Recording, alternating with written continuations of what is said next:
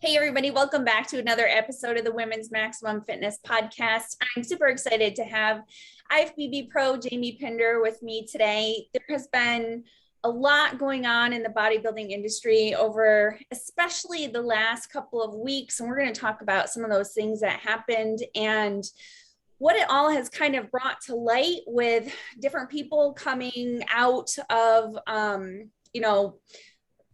coming out with their protocols and everything and sharing these things. And, this is a goal is to talk about it, but something that Jamie has been doing for several years now is just being very open about what goes on in the bodybuilding industry on that elite level. Hopefully it's mostly on this pro level, and just bringing awareness, because for so many years, it just was never talked about, the drugs, the performance enhancing drugs and protocols and that type of thing. Even diet protocols for women, there just has not been information out there about women. And I have to say that my jaw has hit the floor a couple of times seeing some of these things. And we don't always know exactly, what goes on between a coach and a client. That's, only they know the absolute truth. But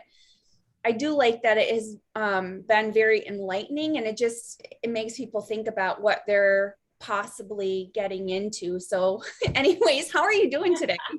I am doing well. It has definitely been an intense couple of weeks. That's for sure. And, the unfortunate thing for me as I kind of step back and look at everything that's going on is, for me, seeing these cycles is not surprising, because unfortunately, I've been talking about women in anabolics openly for about 2 years now. And for the last 2 years, I have been receiving cycles like this from women all the time. So for me, seeing these cycles and I just was always respecting the women's privacy and not posting these things, because most of the time they didn't want me to share it and they didn't want me to blast their coaches online. And I was being respectful. But I would always openly talk about, the dangers of protocols like that. And unfortunately, what breaks my heart is that something that I've been drilling into women and talking about for 2 years is only getting attention now because multiple women have had to die in order for this to get the attention that it deserves. And that for me has been really difficult this week. Really just coming to terms with that unfortunately, women have had to lose their lives in order for us to really listen to what's actually going on in the bodybuilding world. Well, what's crazy to me is you see some of the original bodybuilders like Linda Murray, Kim Nichols, and they're thriving. They made it through women's bodybuilding, which is supposedly, the highest level, the harshest level. And they're very feminine, they're in good shape, they're healthy, and they really don't, at least physically, seem to have side effects from competing. Well, I think there's a couple reasons for that. And I think one of them is the judging criteria. And you see after, Linda Murray at the end of her run was starting to get towards the more aggressive side of how female bodybuilding looks, where she was starting to get much bigger. She was starting to get more grainier and harder and leaner, where the women before that time, you weren't really seeing that on the female bodybuilding stage. A lot of the female bodybuilders from the early, the late 80s, early 90s, those looks were even toned down from what we see in figure these days. So you've got to take in consideration where female bodybuilding was at that time and what the look was like back then, but also take in consideration back in the late 80s, early 90s, the availability for drugs was much different than what it is now. Because before, you kind of had to know someone and you had to know which gym bro to go to get the drugs that you wanted, where now anyone can type in Google, buy Anavar, and they're going to come up with a whole buttload of sites where they can just get online and order any drug that they want. So there's kind of this perfect storm happening right now where you look at where the judging criteria is going for women. You see a category like figure where we can literally take the heels off of these girls at the pro level and Olympia level. And if you're backstage at the Olympia and the figure girls don't have their heels on and they're lined up next to the women's physique girls, you can't really tell which is which. Yeah. So you've got the conditioning and the level of muscularity of each division getting harder, getting bigger, getting leaner. And then you also have this widely availability of drugs and also the very taboo nature of women in anabolics, leaving women very little resources and very little dialogue about what other women do to get the looks that they're achieving. And that's where you get this kind of perfect storm that we're in is really like my assessment of why it's so different from back in like the Linda Murray times. Well, and do you think that they are not knowing what the repercussions of these drugs are until people have experimented with them for a few years? Because it's not like there's research on this stuff that is for, you know, with the amounts that people are taking. I mean, these are not what these drugs are intended for, you know? So, right. So I think what you're saying is like, okay, so here's the thing is like, we see the male bodybuilders that they have had more kind of like information about how much every like a guy should take for X, Y, and Z and which compounds to use together. And the reason why men have those resources is because for the last 2 or 3 decades, men have been talking about this stuff to each other openly, especially on bodybuilding forums. You go to like an old school forum like professionalmuscle.com, which is a forum that I used to be a big part of in my beginning of my career. I've kind of like stepped away from really like, you know, participating much in forums, but that was one where even the women on those forums weren't sharing that much information. There wasn't really much information to get off. But if you were a dude, you had men who were listing exactly what they were taking. They were listing the complications they were coming up with. They were having other men chime in and say, oh, the reason why X, Y, and Z is happening is because you're pairing these two things together. This is what you need to take to. So you had men who had dialogue for decades about what they actually were taking. And then really like talking openly about all the side effects that would happen when they took certain compounds, where because the topic of females and anabolics is so taboo, even women who are like friends with each other, even women who trust each other are not being honest with each other about what they're taking, how much they're taking, and how it's really affecting them. So I think that's where we get the difference of who has information and who doesn't have information. It's more of, I think it's more of just that societal, you know, taboo nature of women in anabolics that has really kept women closed-lipped, where men also really don't have like scientific studies on anabolics. It's very limited. So it's not that, you know, men have more of that type of studies. It's more of that men have anecdotal, you know, information for each other for for decades now, for many, many decades now, where women, this is the first time women have actually started to openly really talk about it, and really be honest about what cycles they're actually taking. And even looking at that, you know, you look at the highlight that Steph has on her IG, which is highlighting a lot of these like crazy cycles. And these women are not willing to put who they are, and who these cycles are from. So, you know, there's also that part where we still want that anonymity around it.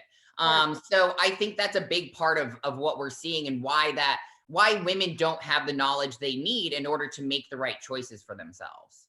Yeah. So, I mean, it is just a giant experiment, really.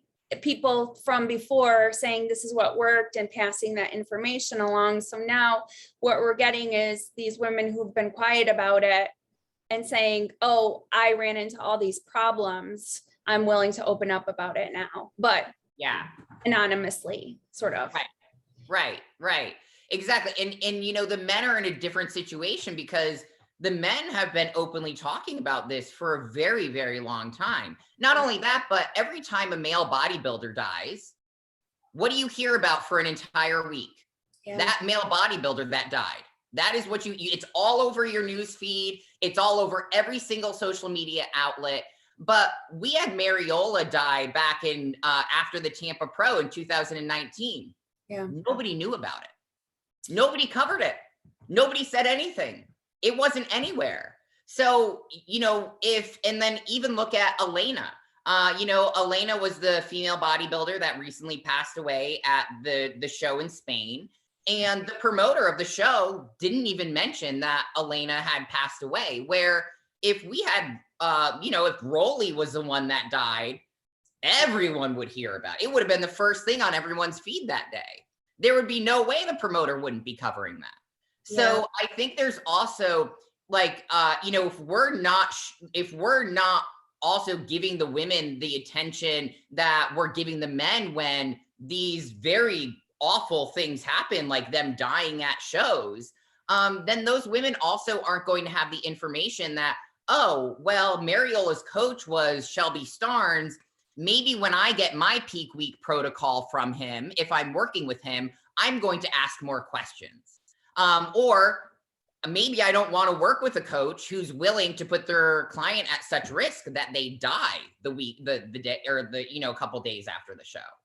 Well, and I mean, that brings up so many questions too, you know, just like, to me, it's just like, you know, I see these protocols. I even see some of these diet protocols, and I would think, why would you not walk away from this? How do you not know that somebody who, you know, starts you 12 weeks out on 700 calories is not looking at, I mean, I know when I get a client, I look at what they were eating before and start their diet where they were, or say, hey, you've been dieting on 1,000 calories for 6 months. There's no way we can do a contest prep because Right. you know, and it's like, is it a coach who's just willing to take on whoever to get the money and put them through whatever? Is it the fault of the, you know, well, this is what I want to say. Like, I don't want to place fault or blame, but I want to know who's responsible for what. What is the coach responsible for? And what is the client responsible for? Because when people begin in this sport and somebody says, hey, you need to hire a coach, they are 100% looking for direction and somebody to teach them. But when you get to the pro level, there's a lot of coach hopping. There's a lot of, I'm not getting attention from my coach 3 weeks out from my show. I'm going to find somebody who's just going to take over. And, you know, to me, it's like, how did you get up to these levels of taking 12 compounds and, you know, you don't have a coach that's saying, hey, you can't do this. Or they're just like, oh, this could be a win for me, so I'm going to run her through it and hope for the best. You know, I think that when it comes to like responsibility, I think that both the client and the coach have responsibility. I don't think that it lies in just one place. But I think one thing that can help women or men, anyone who's doing this sport, when we think about picking a coach is your coach asking you ahead of time, like what you're comfortable with? And I think one thing that's really important for women to kind of get a baseline before, because like, I think one thing that you mentioned that really stuck out in that is that how did you get to using like 12 compounds towards the end of your prep? How did you get there? And I think what ends up happening is, you know, we get into the sport of bodybuilding. We are competitive people, right? And when women start anabolics, it is going to have an effect on your brain chemistry and how you make decisions. And this is why I stress so much to women, know what your boundaries are before you get on the anabolics. Know what's important in your femininity, what's important in your health, what are the things you're willing to compromise and the things you're not willing to compromise. And yep, go ahead. This is what I was thinking is I think you first need to assess what kind of person you are. You know what I mean? are you an all or nothing type of a person? Is this, do you just love training and you've been doing it for years and now you've decided you wanted to get into competing? Or do you love winning and you're willing to do whatever it takes in order to win, And then looking at your, your genetics, your epigenetics, what does it take in you to get this far? Because if you are somebody who's been taking drugs since your first shows, or even just training in the gym for no reason, I'm pretty adamant about there's no reason for somebody to be taking drugs unless they're on TRT or something, if they're not competing, because the risks outweigh the benefits. Absolutely. And that's why I say, know before you get into the anabolics, know what's important in your femininity, what's important in your health, because once you start the anabolics, I like to call it the contest prep blinders. The contest prep blinders go on, and then all of a sudden I'm going to do whatever it takes. I will do whatever it takes. And that's when you have some coaches that will take advantage of that. And instead of using training and diet in order to get you to the look you're in, and patience, really, like diet, training, and patience to get you to the look that you want, they're going to take advantage of that, and they're going to use the drugs to try and give you the look that you desire. That's what I was going to say. Do you think that there is a type of grooming that's going on for coaches choosing which clients they can, what is going on? Because I see clients from the same coach who are like, I didn't get anything like that from this coach. Right. And then are they like, well, this person doesn't train hard and they're not willing to put in the work, so now we got to push drugs more? I think we need to take in consideration. So I think we're talking about Shelby, right? And his clients that are coming out. Let's just put it out there and be real. Let's be real and authentic and transparent. Because these protocols are out there. And these women are willing to say that it's Shelby. So let's be real. These women, for example, we'll use him as an example. Yeah. So, here's the thing is that look at the women who are supporting Shelby. And I even told my story about working with Shelby, and my story was not bad. I didn't have crazy protocols. And when he was being more aggressive in protocols and I said I was going to pull back, you know what he said to me? I understand, no problem at all. That was back in 2015. I was also Shelby's first Olympian. I was his first female freak, because I came in very, very conditioned. Yeah. And you don't think that you had to push it with, I remember your 1.5-year transformation was incredible. That there was drugs involved with that. There were absolutely drugs involved, but it was when I look at the cycles that these women are doing, even that transformation of that year, what I did was not nearly as aggressive as those women, not even close. I never touched Tren. I never touched Masteron. I never touched testosterone. Those things were not in that protocol. One of the things that kind of got me to that transformation was really staying on for much longer than I should have stayed on. But here's the difference between the women who are coming out and speaking on behalf of Shelby and the women who are in not all of them. So I'm going to say this is probably the majority of them, is that the women that are coming out in defense of Shelby, they are the ones that are the women who really should be competing at a high level in this sport, because they are genetically made for this sport. Yes. They are the ones that came to Shelby already looking amazing. Yeah. They were already great athletes. When you have a great athlete that comes to you, you're not going to have to do that much. Yeah. When you have someone who naturally is genetically made for this sport, you're not going to have to do that. You're not going to have to pull that, and to get them crazy results in short amounts of time with people that are genetically elite, right, not a problem. Right. But you get some other women, the other maybe 350 people that he's coaching that aren't genetic elites. Well, those are the ones that are coming out with these crazy protocols. So I think you also have to take that in consideration. Is someone like myself, I'm genetically elite. Like I'm a super responder when it comes to anabolics. I'm a super responder when it comes to even like IGF growth factors in GH. I use a very little bit and I get fantastic results.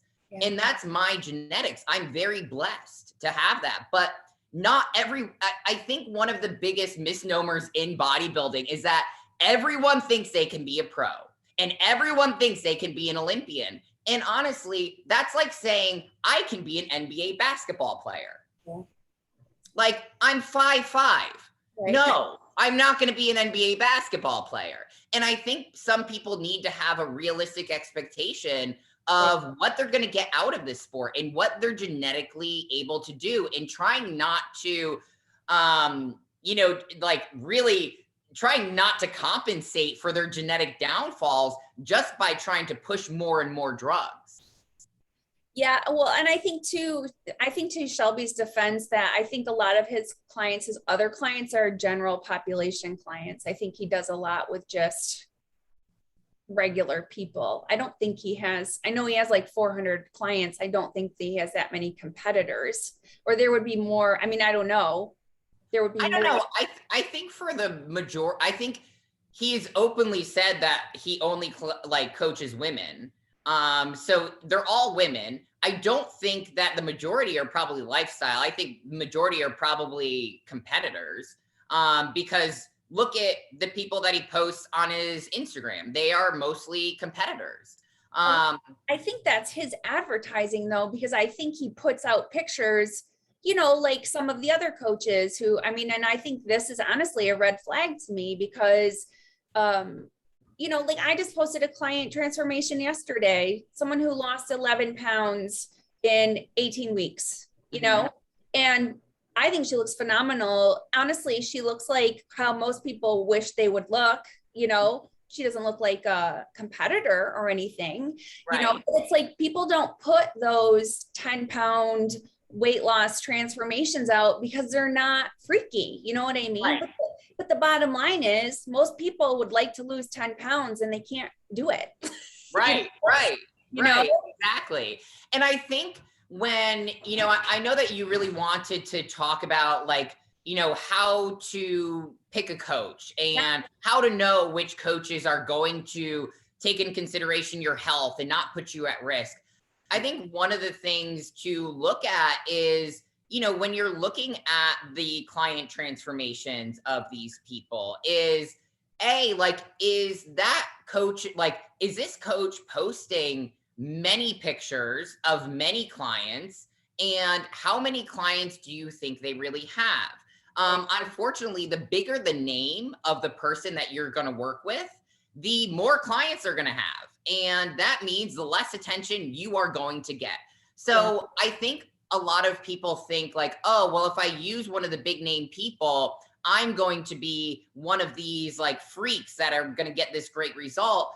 But in reality, if they're a low level competitor, they're probably not going to be getting much attention from these coaches at all. So taking that into consideration. These are some of the red flags too, because I know I always talk to people at my gym when they were working, holy, who are you working with? Oh, asking questions. So you can see what does that look like? Do they provide training? What does your training split look like? And to me, I would always think, well, that's dated information, or nobody does that anymore. And to me, I'm thinking someone who is continuously educating themselves. And if they're doing that, they would be putting information out on their social media about their education, not just posting clients, because once again, you get somebody on a pretty decent training program, starve them, and maybe even pump some drugs in there, you're going to get a huge transformation. Right. If you're not explaining, and I've heard some of these coaches explain some of their, I know, to talk about Shelby, he's always been one who's very low carb with the stuff. To me, that's a red flag to me. I know how important it is to have carbs, especially pre and post training, Yeah. energy, but he's got people talking about like, well, I mean, I had one of his clients who was a bikini competitor. Yeah. And she had this, a bikini competitor with, no carbs for most of her diet, and talked about the communication. I say this all the time, that when you check in, you're going to get an explanation from me about what's happening and the direction that we're going. And if nothing is wrong and we're headed in the right direction, I'm not changing anything, Right. And that's something I hear about too, is that people are like, just they're cutting calories every week. It's like, you don't have to do that. If you are losing body fat on these calories, you don't need to do anything. And that doesn't mean you're not coaching. That means you are coaching, Right. I think one thing to kind of say on that point is, I was coached by Shelby for a while. And one of the things that I really loved when he was coaching me was I would send him an update. I could like press send, snap my fingers, press refresh, and I had a response, which at the time I was like, oh, great. I already know what I have to do for the rest of the week. I have like, he's really quick with his response time. He's really paying attention. But then I started working with another coach. I worked with Matt Jansen after that. And sometimes Matt would take like a day or two to get back to me. And I was like, yo, what the fuck, bro? And he says to me, he's like, Jamie, do you want me to actually look at your update? And do you want me to actually take some time to think about what I'm going to do next? Or do you want me to shoot from the hip and make a decision like that on what we're going to do next? So, I think one thing to consider, and I think Shelby still like works like this, where his response time is very, very quick. You've got to ask yourself, did he take time to read what I wrote in the email? Did he take time to look at my pictures from this week, compared them to last week? What about maybe even this week compared to 2 or 3 weeks ago? Is he comparing the pictures at all? Did he even, like, if I can snap my fingers and refresh the page, he literally took 30 seconds to think about what he was going to do with me? That's a little concerning. And I've had that before with, I mean, I say this all the time because I have another job. So it's like, I only have 5 or 10 clients at a time because I spend, a half hour to an hour every week with them, with check-ins and stuff. So I was going to say that there was a quote that I had heard John Meadows do on another podcast, and that he said, there's a big difference between a good coach and a great coach. A great coach assesses what's working and what's not working and fixes what's not working with the necessary tools. And I think that's, that's 100% it. If it's not broken, you don't have to fix it. You do want to address the problems that are going on. Is this somebody who's going to listen to you and communicate with you and teach you what's going on?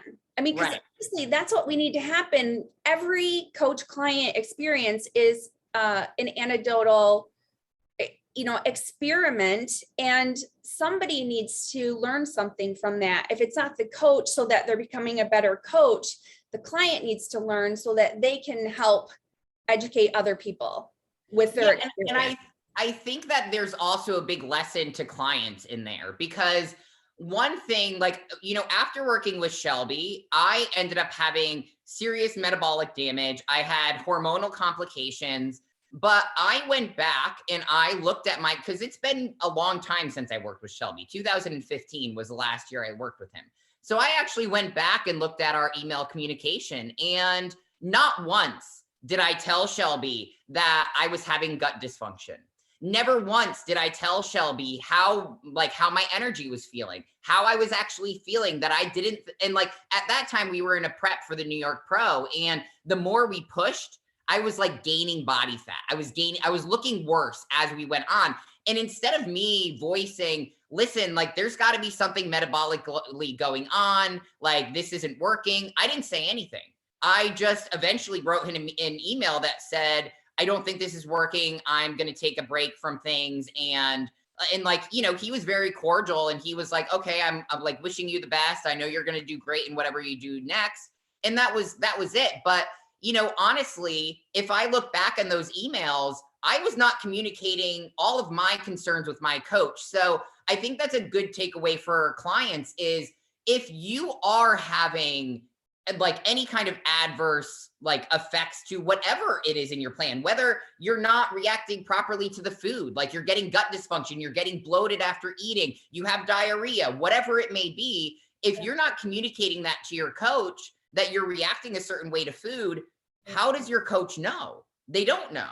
And then if you are feeling like your energy is so low that like at 12 weeks out in a prep, or you're not feeling good in some way, or you're having side effects from the anabolics that you're not comfortable with, are you voicing that to your coach? Are you actually telling your coach that? Because your coach can't help you with problems that they don't know you have. Well, and I hear this a lot from clients. They're almost like they have this, like a God complex to their coaches where they're scared to tell them things. I mean, I've had that even with mine, or like, well, I don't want to disappoint you. Like, you're not disappointing me at all. How your body responds to something isn't a disappointment.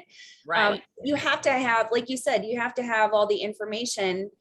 And then it is on the coach whether they're actually paying attention or not. Right. And it's like, if you're giving your coach all of that information and they're still not doing anything to help you with that, that's the coach's problem. And that's the coach's responsibility, that they're not taking responsibility of doing the right thing for you.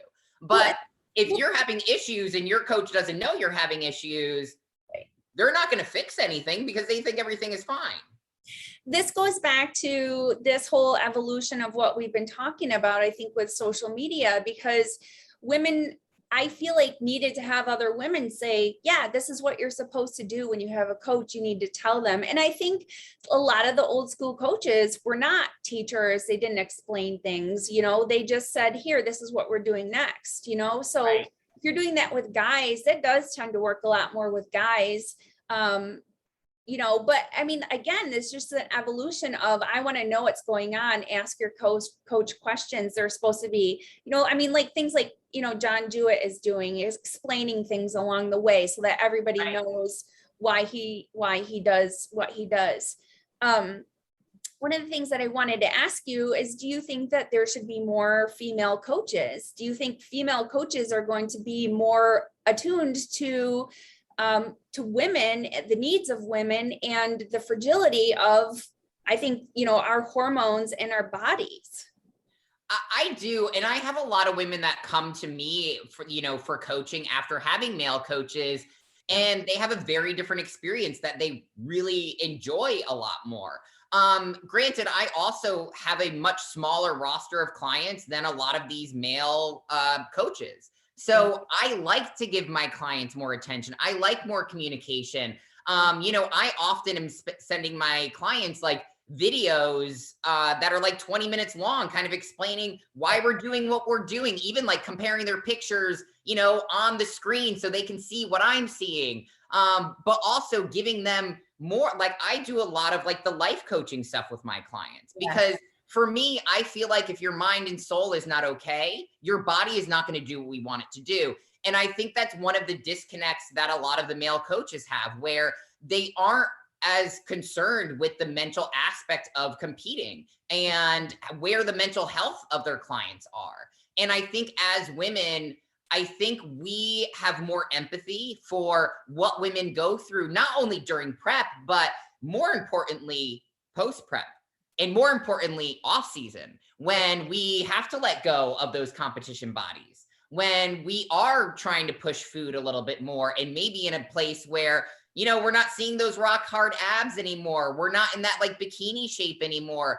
And, having a coach that can empathize with you and understand what that feels like, because men, yes, they will get like out of that competition state in bodybuilding as well, but the social implications for them are not there. It is very different when a woman is off season compared to a man in off season, because a man in off season that's bigger and more bulkier is just more manly, right? But a female, like if she's like bulky, and like women have been told our entire lives, take up less space, be smaller, take up less space. So in the off season, when we're taking up more space, it's like a mental mind F for us. You know, so that, you know, having a coach that can understand that, but also give you tools, like mental tools to help you through that, that can also have a huge influence on whether or not someone in the off season decides to jump back on Clem or go back on the Nolvadex or end up using more gear in the off season to compensate for the lack that they're feeling up here in the off season. It sounds like just there needs to be a lot more openness and awareness. You know, I did a podcast this week with Rahel Kuchia. She is, and she talked about that too. Her conditioning is crazy. She's a figure competitor. Her conditioning is nuts. And she said she used to not really post. She was one of those people who didn't really post stuff in her off season because it made her uncomfortable. And she said, you know, I want to change that this year. And I said, you know, post more of your training and, you know, in that physique, because women need to see that and understand that when you're competitively in this sport, the off season is very different than the stage look, you know, whether comparatively to if you were just, you know, bodybuilding for a lifestyle type of thing where you don't tend to have those extreme pushes and pulls. So right, exactly. So I think that yes, like we need more female coaches and we need more high level female coaches, because you see a lot of the high level women that are competing and they are using male coaches. And again, boyfriend. Right. Like there's definitely a difference with how much a male can really understand and empathize your concerns about your hormones, your concerns about your femininity, your concerns about your fertility. These are things that, you know, a male can say they understand, but they're never really going to be able to empathize with you.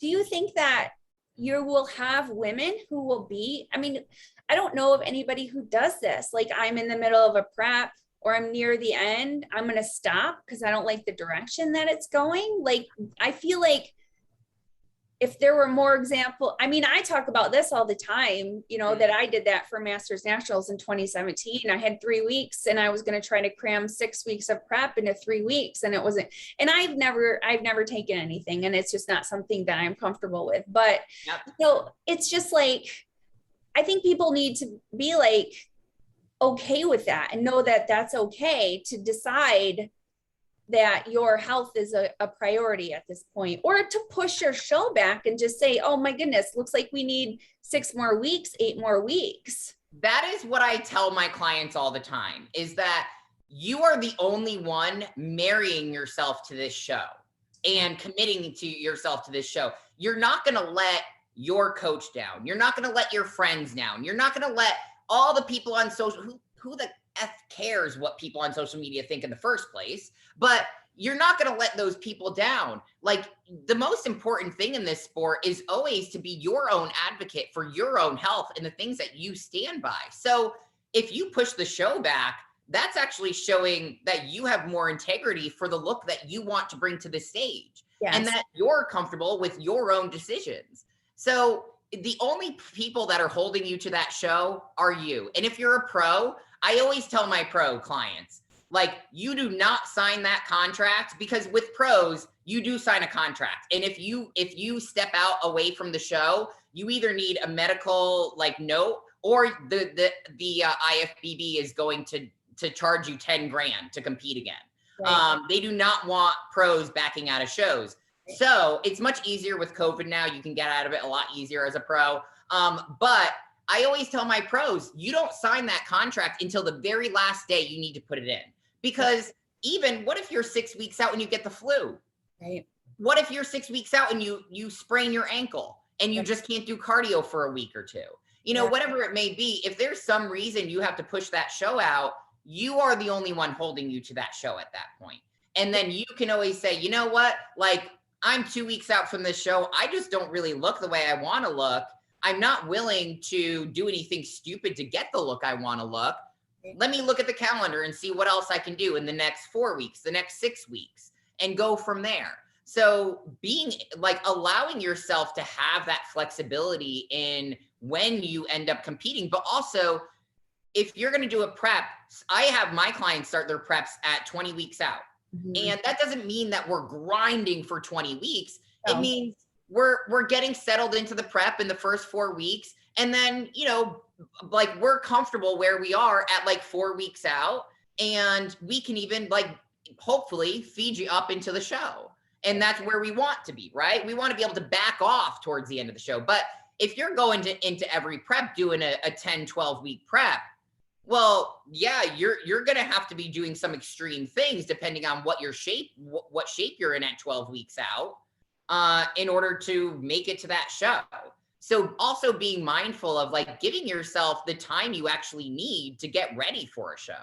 Well, and these are some of the criteria that you look at when people are looking to compete in the first place. Do you have a base of muscle that's going to be competitive? Because some people are like, well, I just want to do it as a bucket list. And you're like, yeah, but you still want to have a good experience. Like, you don't want to be like, what was I thinking when you look at the pictures, you know? Right. I mean, having a base of muscle, and then, I mean, people way over or underestimate their body fat levels and how long it's going to take, especially with women, because we're looking at, you know, at 20 weeks, maybe a little over a pound a week, in the middle, maybe a pound a week, and then less than a pound a week. And maybe every third or fourth week, you're not losing anything because of the menstrual cycle. Right. And maybe 1 or 2 weeks, like, especially during the menstrual cycle, you might have 1 or 2 weeks where weight goes up. Yeah. You know? Yeah. And I mean, in a prep, that's always going to happen. Like I don't think I've ever had one prep where every single week, my weight always went down. It was quite the opposite. My weight usually wouldn't drop very much at all until I was like 8 weeks out. So my weight really stayed fairly consistent throughout my preps. Yeah, there was always an exchange almost at the beginning before you could see changes, but exactly. Not on the scale. Right, exactly. So giving yourself enough time, but also not feeling like you are married to a specific show or that you have to do this show. This has to be the show that I do, and being able to be a little bit more flexible with your timing if you need to be. What about if somebody is with a coach and they're in the middle of their prep and now they're trying to figure out, you know, I've got a coach, it's not listening to me. I don't think they're looking at my check-ins, communicating. There's something I'm uncomfortable with. You know, I think that ties in with what you just said. Then you need to decide, am I going to take the time to find someone who's going to be that right person and, you know, and be able to finish this out strongly and healthily? Or, you know, am I going to try to find somebody and still make that deadline? You know, with pushing back your deadline if you need to, because, you know, if things aren't working out with your coach, it's definitely important to, you know, either decide you're going to try and do it yourself or figure out if you're going to have somebody else help you, but giving yourself that time again, like. Right, exactly. And being okay with that. I think a lot of people think that they need to be extremely loyal to their coaches. And I understand that. Trust me, when I stopped working with Shelby, I tell people even now, like, it was like breaking up with a boyfriend. It was one of the hardest things. I mean, I was with him for, you know, like 4 years. Like I was with him for a very long time. So for me to step away from that coaching relationship was very difficult. But in the end, he's got 450 clients. Jamie Pinder was a drop in the freaking bucket. Like it was really insignificant, really, when it comes down to it. Well, and I think that's something else too, that I think women struggle with more too, because we have more guilt, shame type feelings attached with relationships. And, I can understand that. Plus, you know, the bodybuilding community is a small community. I think people think like, I don't want things to be awkward next time I see that person, or, you know, whatever. Or, I mean, it is weird. You know, you talk to somebody who, let's say you have these feelings towards Shelby. Now you're going to talk to somebody face to face and they're like, I love him, blah, blah, blah. And you just kind of have to decide, am I going to really, you know, what hill am I willing to die on as far as, you know, trying to protect somebody or whatever, you know, it's very difficult. Well, I think when it comes to like, seeing and talking to the women who are having a really great experience with Shelby, again, like I think those are the women who they are genetic elite. So they probably are having a really good experience with him. But I think one mistake that these women are making is that they are discounting everything all the other women are saying. Yeah. And it's like, just because you have a good experience because you're genetically elite doesn't mean that all of these other women aren't having a bad experience. And that was kind of like my point in when I told my story is, my story's not that bad. And I really take a lot of the blame for what ended up happening at the end of me working with him because I wasn't communicating about my problems. So, but at the same time, I'm not going to discount what all these other women, like I'm a genetic freak. I didn't need that much in order to look that good. Where that doesn't mean that just because my experience wasn't terrible, doesn't mean that other women aren't having terrible experiences with this coach. Right. So we can't, just because one person or a couple or a handful of people are having a good experience, doesn't mean that that coach still can't be doing really effed up things with other people. And being able to take all of the information into account. Right. Well, it reminds me of, this is pretty extreme, but it reminds me of a quote that Oprah Winfrey said a long time ago about sex offenders. And she said, the problem that we have as a country or a community, that not everyone, hates a sex offender, is because that sex offender is always somebody's, husband or boyfriend or brother or father or whatever. So you always have somebody who's going to defend the person that they think that person is. Right. Exactly. And, here's one thing that I think is, can transcend bodybuilding, is that one person's version of who you are. So my version of who you are is very different from everyone else's version of who you are, because I know you through doing these podcasts, but say you have a bad morning and you spill your coffee on you, you're running late, you got to go to the grocery store because you ran out of freaking toilet paper, and you're at the grocery store and you bump into some woman's cart and you're like completely rude to her because you're in a rush, you spilt your coffee. That woman is going to be like, oh, I hate her. She's such a bee. Like, oh, but I know you and I think you're a wonderful person. So there are thousands and millions of versions of who you are, and everyone's reality of who you are is going to be different. So I think we also need to take that into account, is that, one girl's version of who Shelby is to them is very different from the girl who maybe he's giving tren, masteron, halostatin, and not giving any attention at all to, opposed to his star Olympians who, they don't have to take that much stuff. They've never had to do diuretics for their peak. It's a very different Shelby that we're dealing with, because their realities and their experiences are so very different. But we can't discount either of them. Right. And that's why it's important to, have everyone say, this is part of the reason why I do this podcast, because, hearing the individual stories of all the competitors, there are correlations, there are similar backgrounds and that type of thing. It's fascinating to me, but it's also really important, I think, for people to see the big picture and the whole story. What's that person's work ethic? What did their, how far did their genetics bring them? What do they do during prep? Are they macro matching, or are they somebody who has to have the exact same diet all the time and then adjust as calories need to be adjusted? So to me, it's like, you need to hear these stories to understand what you're getting into, and if it's something that you could do, or find your level of being able to do it, and what you're willing to risk, I guess, is the other part. Right.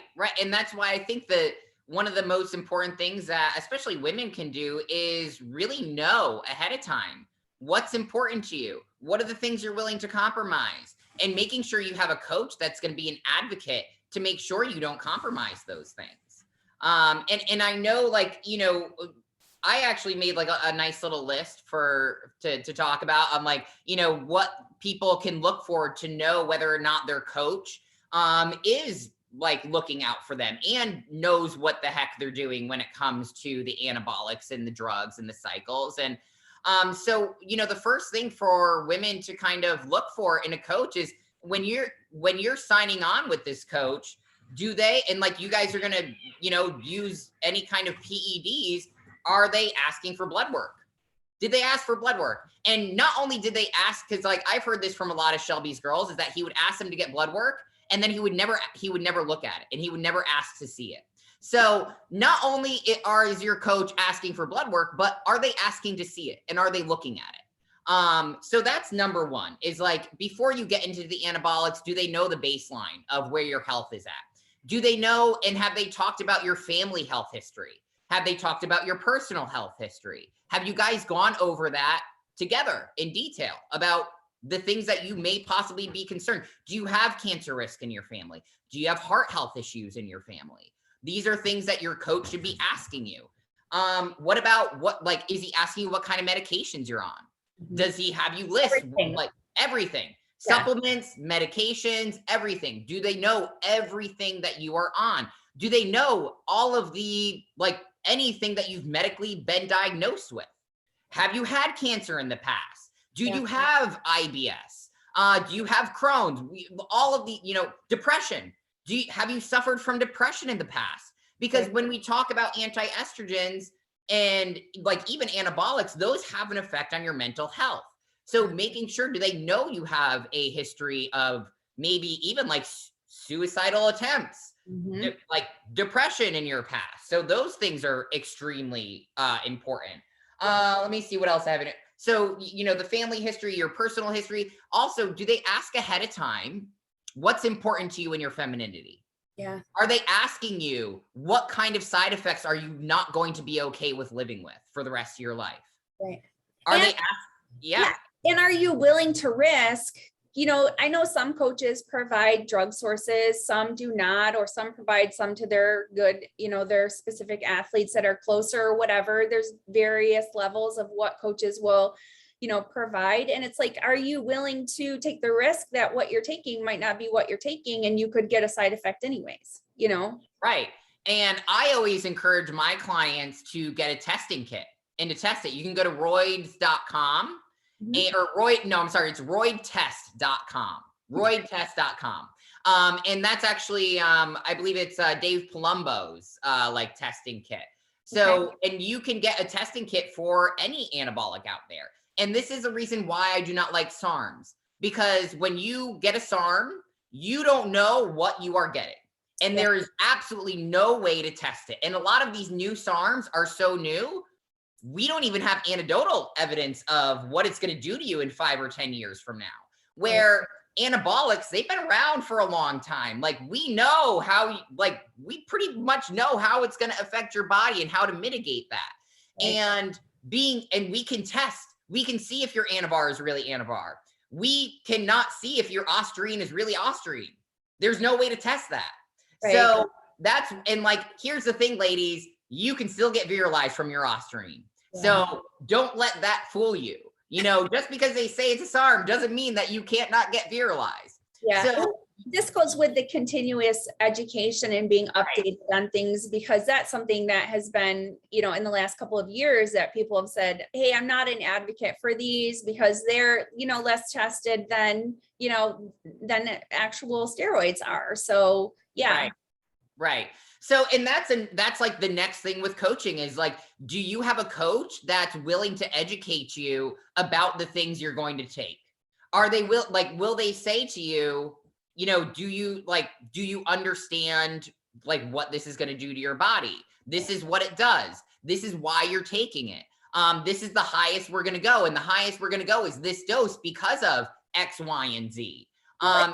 And I think people need to understand that a coach should be talking about the baseline things first. That should be where the focus is, especially when you're just starting out with a coach. So training and diet protocols, you might be asking about drugs and wanting to learn about drugs, but if you're not there yet, I think part of the problem with people coming out about this stuff is they think, and guys have been doing this for a long time. I want to be a pro, so I'm going to do what the pro is doing. When it's a grade, you know what I mean? Yes. You still have to do your base, and when you're solid, then you start moving up in levels. You've got to be patient and tap out your natural potential first, and make sure you're working with a coach that is asking you, how long have you been weight training for? You know, like, have you tried different training techniques? Have you tried different modalities of training before we get into the anabolics? Because I don't let my women who have just been training for 1 year start anabolics. Right. You haven't been training long enough. You probably, and like, I'm making them send me training videos because I want to make sure that you're actually doing this right. You know, and I don't do a lot of one-on-one stuff. Most of what I do is online training. So I can't be at every session of my clients. But if I have a question of like, like, we're giving you this diet, we're giving you this training, and this training is fairly advanced for someone who's only been training for a year, and we're not really seeing any progress. So send me your training videos. And then, you know, you notice that they're still using the pink and purple weights and there's no strain there. They're not, you know, you see it's like, okay, your intensity sucks. Like, you know, you've got to work harder than that, whatever it may be, or maybe you're not doing it right. So I think that's a really great point is, are you working with a coach that's actually encouraging you to tap out your natural potential before they start just like pumping you full of drugs? Yeah. I mean, this is part of the reason in my assessment, this is part of the reason why I look for, you know, their people's Instagrams, because I want to see if they're posting training videos. That's a thing right away where I can see, I don't know if I can work with you online, because you need to hire a personal trainer first to learn how to lift weights with good form before we just put you on a program. Like you said, you're skipping that first step. And some people have great connection and they have naturally good form. They're genetically predisposed, supposed to be, you know, a weight trainer, a bodybuilder, but you know, a lot of people, you know, they do not, they're going through the motions with stuff and then there's no connection. You're not going to grow off. You'll lose weight because you're moving. Right. But you're not going to build muscle. Right. And, you know, if you have, and like one of the red flags for like, you know, if you've hired a coach is if you have never used anabolics before and your coach is going to advise you on using anabolics for the first time, if they give you a stack of drugs, run far away. Because when you are starting anabolics as a woman, you are going to start with one compound and you are going to start with the lowest possible dose of the most mildest compound. And that's how you start your journey into anabolics. If you've got a coach where you tell them you've never used anabolics before and they have multiple compounds on there, if you want to conserve your health, if you want to conserve your femininity, if you want to do this for a long time, find a new coach, because that is a big red flag right there. I don't know if I can find it, but I was going to say, so Ashley Lakomowski is a figure pro out in Texas, and she kind of jumped on the bandwagon with this and said, hey, I want to just share, because she's very feminine and you know, and she said, I want to share what I'm taking. And it's like literally been 5 milligrams of Anavar and like, I don't know drug doses, like 90 of Primo at some point, maybe, or something like that. Is it 90? Is that too much? I don't know. They were low. Yeah. It wasn't 90. I don't know what it was. But anyways, I just thought, 5 milligrams of Anavar. And I know people who that's the minimum dose who have taken that, then they cycle off it and then they go back on. And it's, you can build off these minimum doses, but it's like, you know, people are looking for this magic pill to make things happen really fast. And what you're, you know, what you want to do is have an assist without getting these side effects. Here's the key: to continue to be able to use low doses and have them be effective, you need to come off and you need to PCT.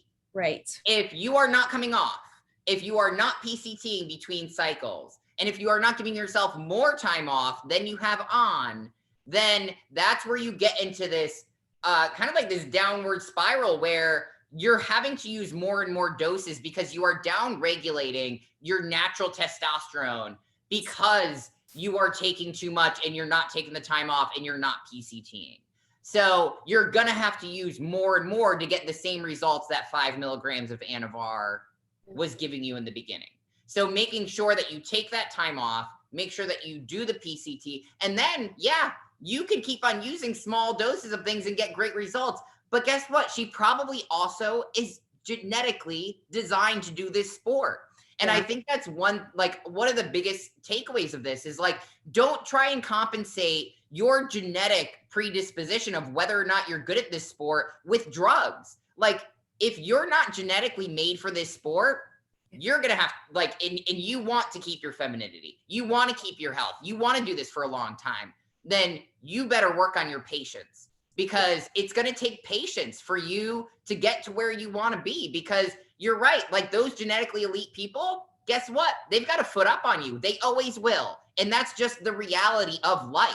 That is the hand that you were dealt genetically. And you either are going to be more patient and do it the right way, or you're going to find a coach that's willing to pump you full of drugs. And you're probably only going to be able to do this for a couple years. And then you're going to spend the rest of your life trying to repair all the damage that you did.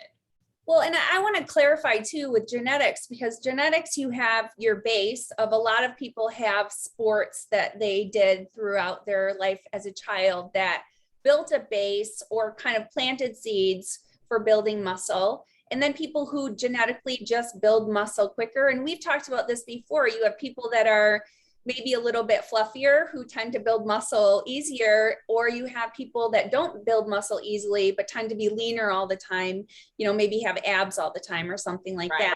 And then and then genetic responders, like you said, because there are people who, I took this or that, and maybe they were working hard and they didn't see results. There are, low responders to these drugs as well. And you don't know what you're going to.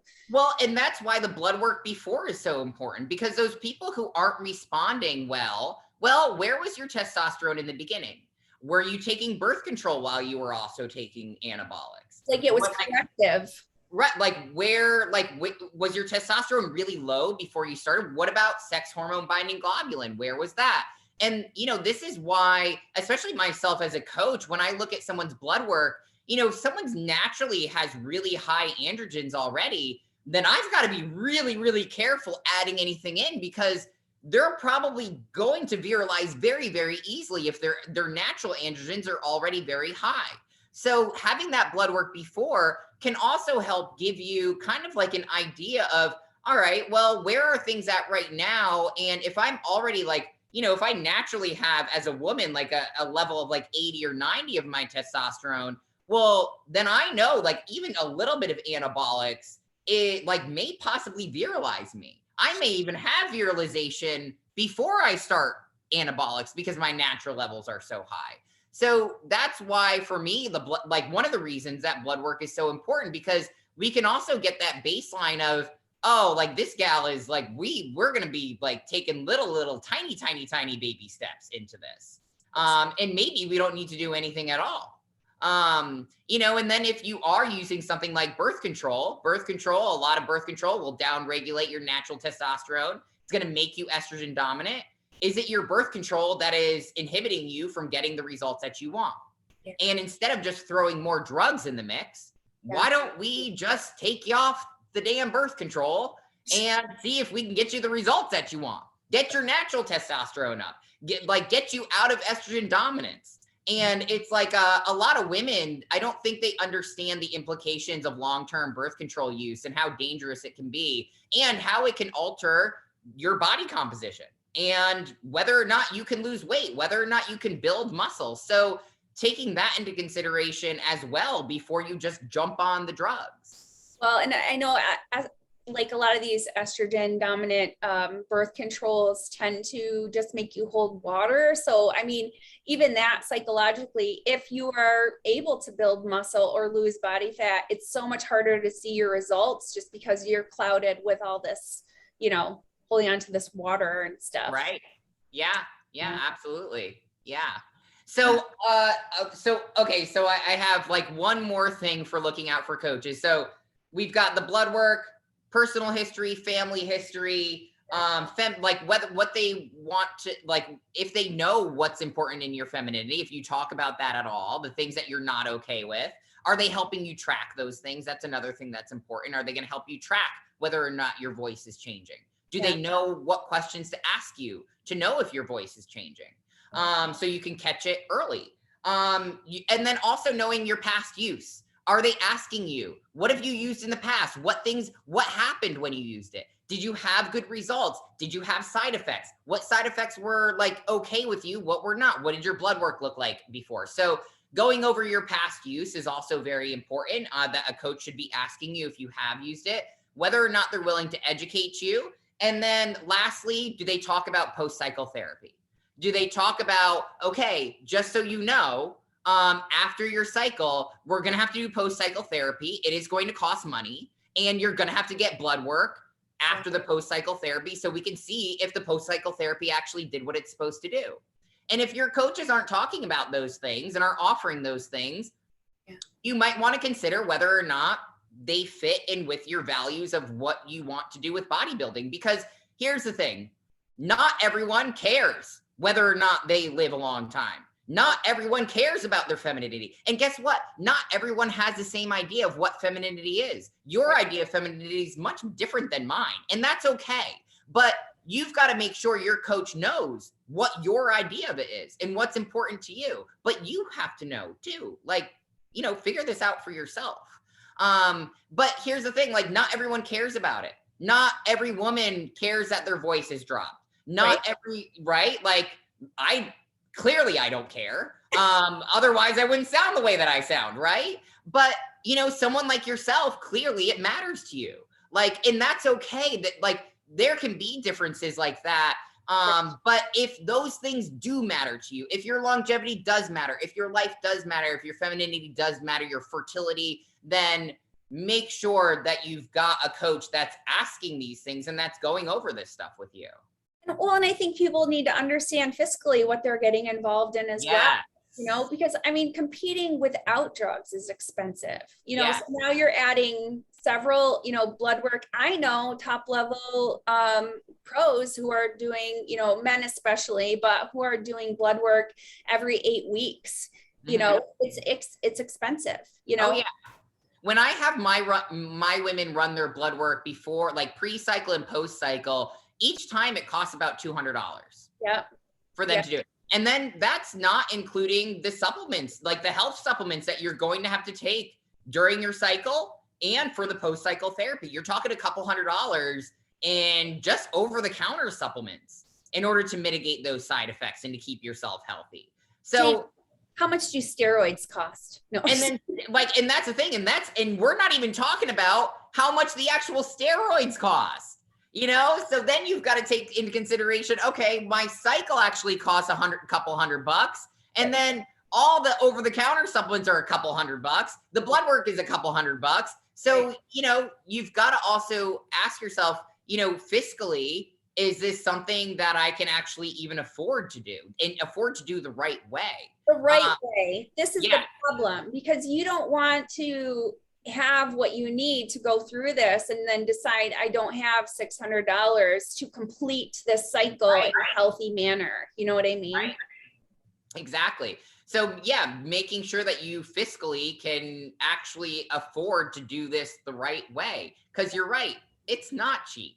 But you would not believe, I'm not sure if you probably don't have too many people that are supplemented, but it's interesting for me as a coach that works with people who do use anabolics, and, you know, they might say like 1 month, oh, like I'm having a hard time like paying for like more coaching, or, you know, paying for like a health supplement or paying for blood work, you know, especially people who are like, oh, I can't really afford the blood work. But if you tell them to buy more drugs, suddenly they have the money for more drugs. Where did that money come from? But I don't have money to do the blood work. But if your coach, like, ask yourself, if your coach told you to get more drugs, would you be able to find a way to find that money for more drugs? Because if you can, that means you can also find the money for your blood work and for the health supplements. So I think that's an important question for competitors to ask themselves, that, you know, kind of have this bullshit story of like, you know, oh, I can't afford the blood work. Well, if you can't afford the blood work, how are you going to afford the supplements? Well, and I think the summary in all of this is that you have to really have eyes wide open with everything that you're going into, and being honest with yourself, because like even this, my response would be, it's not that you don't have money or time or whatever, it's not a priority, Right. so be honest with yourself. It's not a priority for whatever reason, and own that. But it's the same with everything now, finding a coach, except you have to accept your responsibility in your coach client relationship before you start blaming. And this is what we had talked about too. Not really about placing blame. If there's information out there and it's true, it's true. But what is this telling us about women who are trying to compete in the bodybuilding industry, and what do they need to look for in a coach and expect from competition prep? And like you said, none of these drugs need to be added in if you understand that this isn't what you're capable of doing without these drugs. Right. You're not accepting the fact that either it's going to take you longer and then you can kind of see how things go, or you're just not cut out to be Miss Olympia. And that's, you can still look freaking cool and be healthy at the gym. You know what I mean? Right. And one thing that if I get a client that has never competed before, I always make them do a competition without using anything, because here's the thing. How do you know you like it? Yeah. Like, that's a lot of risk for you to take, for you to not even know if you like the sport. Get on stage, because plenty of people can go through the lifestyle of like the bodybuilding lifestyle and never step on stage. And that's completely okay. Like, that's 100% fine. That's awesome. But there are a lot of people that don't like the stage part. They don't like being judged in a bikini up in front of people. They don't like having those pictures on the internet for everyone to see, like all those stage photos. It makes them uncomfortable. They don't like putting themselves out there like that, but they love the bodybuilding lifestyle. Or dieting. I mean, a lot of people don't like this extreme dieting. John Meadows said that too in this podcast that I was listening to, that he said, bodybuilding is on its own, a passion for weight training, and it is very healthy. It is good for you. The competing it's an experience that is kind of separate from the rest. And and that's what he loved. You know what I mean? Right. And I think that's what you need to tell yourself, because, I'll have clients too, or assessment, and they'll say, oh, I don't really like weight training, and it's like, well, you got to find something you like. And, I'm not going to be able to help you because that's my specialty. If you like Zumba for your exercise, then do that. That's what's going to keep you healthy. But yeah. Well, I do think that like, even with my life, because I actually have more of my clients are lifestyle than they are competitors. Yeah. And my lifestyle clients, even if they don't like weight training, guess what? We have you weight training. You know why? Because it's good for your health. Because it's going to keep you independent for longer. Do you want to be 90 and do you want to be in an assisted care with someone else wiping your butt? Or do you want to be 90 running a marathon? Right. Which one? Which one do you want? Do you want to be 90 where you can get yourself out of bed, you can shower yourself, you can take your own medication, you can get dressed, you can do your own laundry. Heck, if you get stuck on the side of the road, you can change your own tire. Right. Or do you want to be 90 and do you want to be laying in assisted care with someone with a feeding tube down your throat, and that have your experience when you're 90 years old? It's here's the thing, weight training can make a huge difference in your quality of life as you age. So, they're not weight training to get big and bulky and to get big muscles. They're weight training because when they get to be 90 years old, they want to be able to take care of themselves. That's why they're weight training like now. So not only that, but like basic weight training, even for lifestyle clients, that's going to boost their metabolism. That's you don't necessarily have to weight train to be toned. I mean, I know we hate that word, but most of the women who are lifestyle, that's what they come to. They say, I want to be toned. Even the ones who don't want to be toned, they just want to lose weight, still weight train. You know why? Because it's going to have benefits on your weight loss. You're a cardio, like your Zumba class, that's going to spike your metabolism for maybe 1 to 2 hours after you do that Zumba class. Right. You go weight train, and even not like weight training, like I would weight train, but just basic weight training. that's going to spike your metabolism for 5 to 6 hours. Well, Which and would you rather have? I tell most women, like, remember curves from like, yeah, Mhm. like you do like that, train full body with Yeah, machines 3 times. exactly. That's all you've got to do. Yeah. 30 minutes, 3 Just times. some kind of resistance, Yep. because it's going to keep your bones healthy. It's Yep. going to keep your muscles nice and supple. It's going to keep the collagen continuing to grow in your all of your joints and all of your ligaments. It's going to make your metabolism healthier. So many different health benefits you're going to get out of it. And you don't have to train like a bodybuilder. Like you said, I have plenty of like lifestyle clients where they're doing more like full body or a push-pull split. And that's fine. Like they're in there to weight training for maybe a half an hour, and they're in and out, and they do their maintenance to keep the, just to keep the muscle mass they have. But I think that it's important for everybody, who wants to be able to, actually take care of themselves as they age. I think it's really important. Well, and to your point too, it doesn't take much to Right. hold on to prevent the atrophy from happening as we Right. get older. So Exactly. yeah, but that's kind of what we were talking about too, is the longevity. It's this constant evolution of reevaluating. Like for me, I'm like, okay, I don't cage squat anymore. You know what I mean? It's just like, it's not worth the risk. You're constantly figuring out other ways to stay with it. But are you that type of person? Because that's the type of person that is, going to get involved with this sport and stay involved with this sport. Somebody who's problem solving, questioning, evaluating, discussing, educating. You know what I mean? This is how we keep it going. And it's not just, it's great for coaches, people who blindly follow a plan. But I mean, if I don't have people asking me questions, I still explain what's going on. Oh yeah. Absolutely. Absolutely. And that's the kind of coach I like to be too. But that's also why I don't have 450 clients. Like. And I recognize, and I want to wrap this up, but I want to say that I recognize that with some of the coaches in the industry as well, who would have several people in a show. And, I'd be like, how is your peak week going? And they're like, oh, I got my peak week 2-3 weeks ago. And it's like, okay, I mean, I've sent people a peak week 2 weeks ahead of time and said, this is our tentative plan. Tentative is the word. Yeah. Yeah. But it's like, I'm still doing hour by hour with you. Yeah. We're still sending pictures and I think people don't understand that either, what they're supposed to expect from peak week. Not that if we've learned anything from all of this, you don't have to take diuretics and do anything. That's been being preached for quite some time. You don't have to do anything extreme for peak week. But your coach is still supposed to be there with you, even if they can't be there with you throughout that whole week. Yeah, exactly. Yeah. And that's how I am. Like most of my clients get annoyed with me on peak week because I'm like, I told you to send me pictures in 90 minutes. It's been 90 minutes on the dot. Where are my pictures? Why don't I have them yet? You need to eat. What's going on?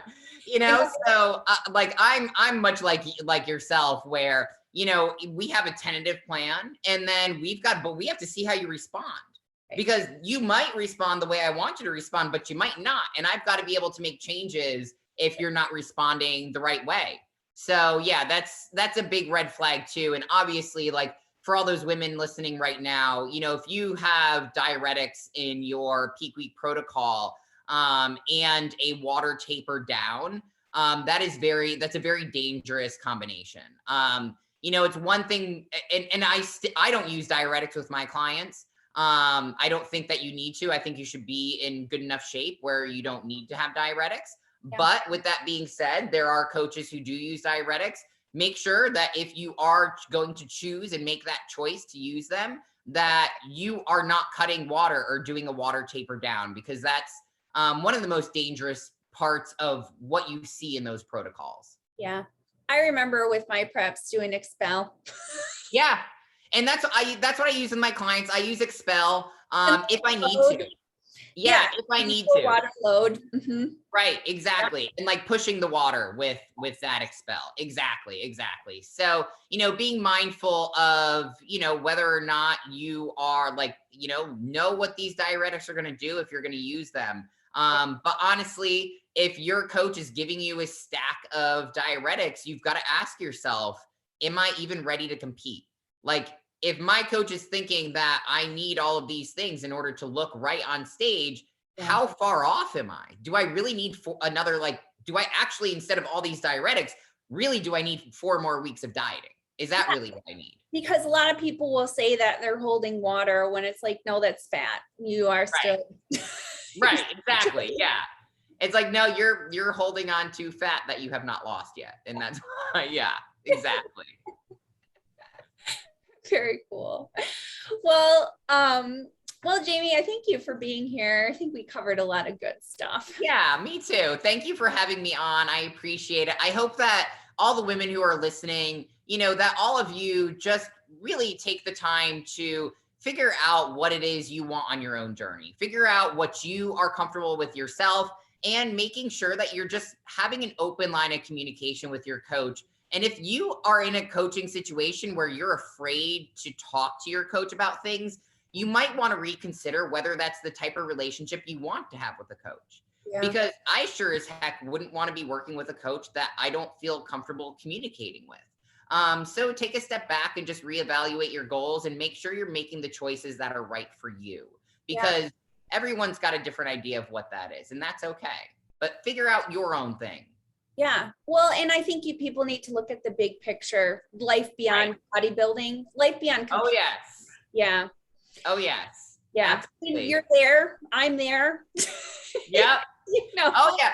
And that's a big thing of the mental part of what I do with my clients is, making them realize that there is also life beyond competing. And if you are treating loved ones poorly because it's like,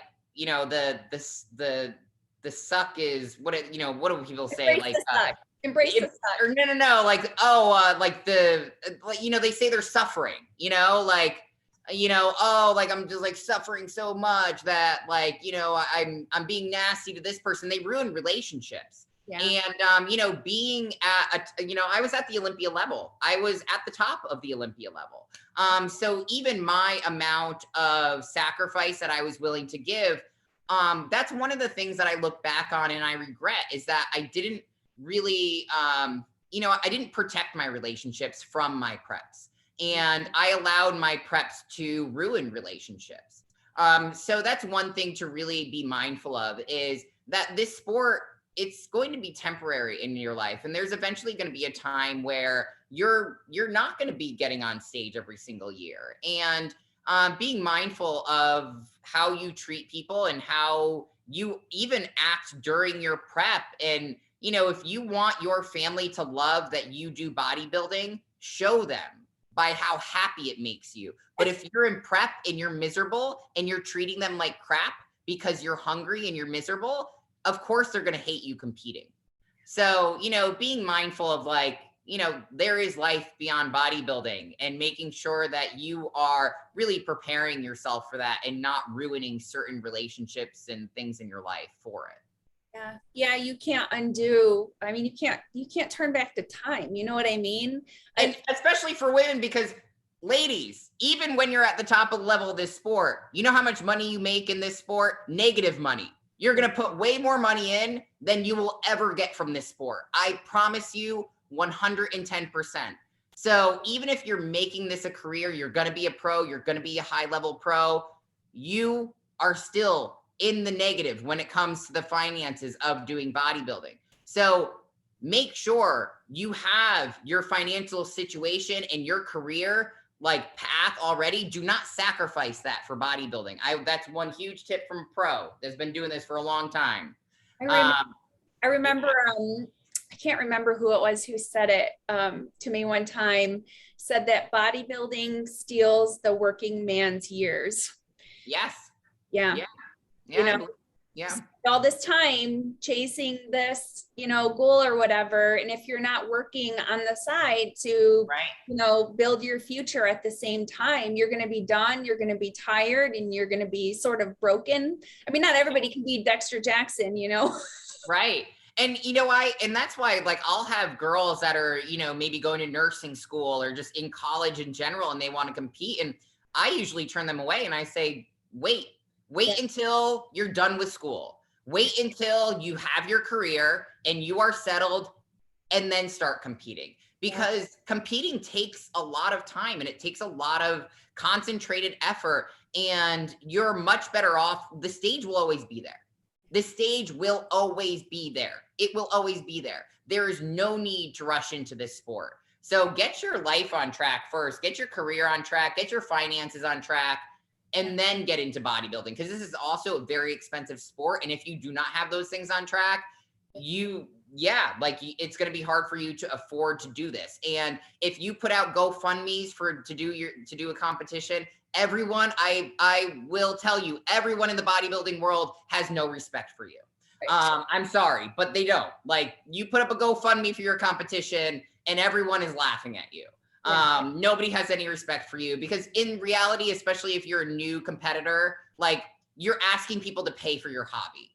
Yeah. Like, that's terrible. Like, come on. I think that what was I gonna say? And I also think if you need to sell yourself as a sex worker on Fans Only, you should really reconsider the direction of your life.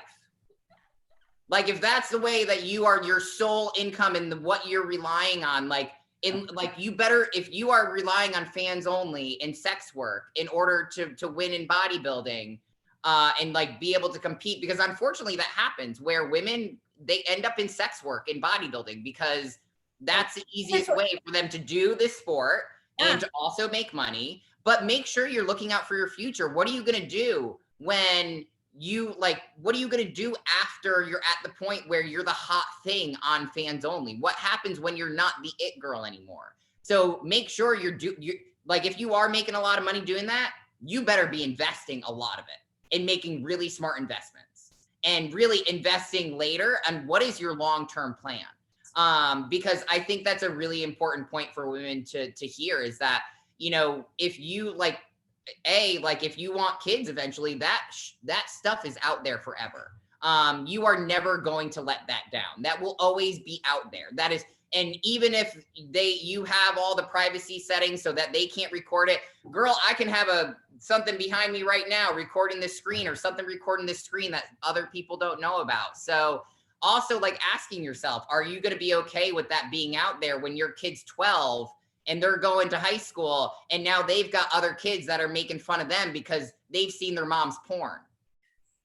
Like, I'm serious. Like, these are things that women should think about. Like, and if that's the way you're going to support yourself, that's fine. I have clients that do it, and I don't judge them for what they're doing, but they also have other careers. They also have, one of them is, works in as like a nurse or something on this, a part-time nursing, whatever it may be. But, if you are relying on that to survive, and you're relying on that so that you can compete and survive, just make sure you have a long-term plan, because Fans Only and really sex work in general is not a long-term life plan. I mean, if it is, I guess if you like it and you want that to be your long-term plan, but I don't think and then I guess there is something for everyone. So even the ladies who are 56-year-old, there's a thing for old MILF porn too. So something for everyone. I know we got way off topic here. Sorry. Way off topic. I was just going to say that I think nobody ever regretted not competing if they were doing what they loved. You know what I mean? Yeah. I quit, my show 3 weeks out in 2017. Bunch of stuff happened. I ended up having to spend more time with my daughter because she was sick. And it's it really made me focus more on my family. And you can only raise your kids once. You know, I have no regrets. And, you know, I don't know, maybe, you know, 2 years she'll be gone. Maybe I'll compete in 2 years. Maybe I'll get back on the bandwagon then. You know, like you said, you can do it at any time. Now, it's like, you know, you can't control what the outcome is going to be, but it's just like, yeah, you, like you said, living your life happily and healthily is, you're not going to regret that at all. And that can involve having, you know, a life of bodybuilding, whether it be, you know, competitive or whatever, is up to you. Right. Exactly. And you can still go through the motions of dieting and bulking up and, you know, phases of gaining muscle, phases of dieting, and that's fine. You can still go through all that and still not have to spend the money to go get on stage and do all these other things. So yeah, I 100% agree, girl. So, well, hey, I just want to encourage you to keep doing your thing. I've been following a lot of the podcasts that you've been doing, and, you know, you always say different stuff. You know, everything is a little bit more education, and I think that's really awesome. And I think it encourages these other women to continue to share their stories and their experiences so that we all can learn, and without judgment, except for maybe the OnlyFans, which Jamie's judging you about. No. It's not that I'm judging people. Like, I think that if people want to do it and they enjoy it and they like doing it, it's fine. But and it's not that I'm judging you for doing it. It's that, do you have a long-term plan? Yeah. Like, is there something that you have beyond this? And do you know the long-term ramifications of doing it? That's my thing. Well, and it's kind of the theme of what we've been talking about, the long-term ramifications of everything, because I think, especially when you're younger, and I hate to be this old person stereotyping, but you don't always think about your foreseeable future. For, you know, example, when I was in my early 20s, I didn't want to have children at all until I was told that I had endometriosis when I was 25 and that I couldn't have children. And then I was like, oh, heck no, I definitely want, like you said, options are a good thing to have. So the more damage you do to your body, the more risks you take, the less options you have in a variety of ways. Yeah, absolutely. So anyways, well, we are very happy to have you on. Jamie, where can people find you if they want to learn more? The best place they can find me is on my Instagram, and that is Jamie Pinder 14. And then if anyone is interested, I do courses for athletes and coaches. If you go to my link tree, you can find all the links for all of that information, and even more of the podcasts that I do are on there as well. Perfect. You guys can follow me on Instagram at buffcake22. You can follow the podcast at Women's Maximum Fitness, and you can find this on YouTube. My YouTube is buffcake22 also.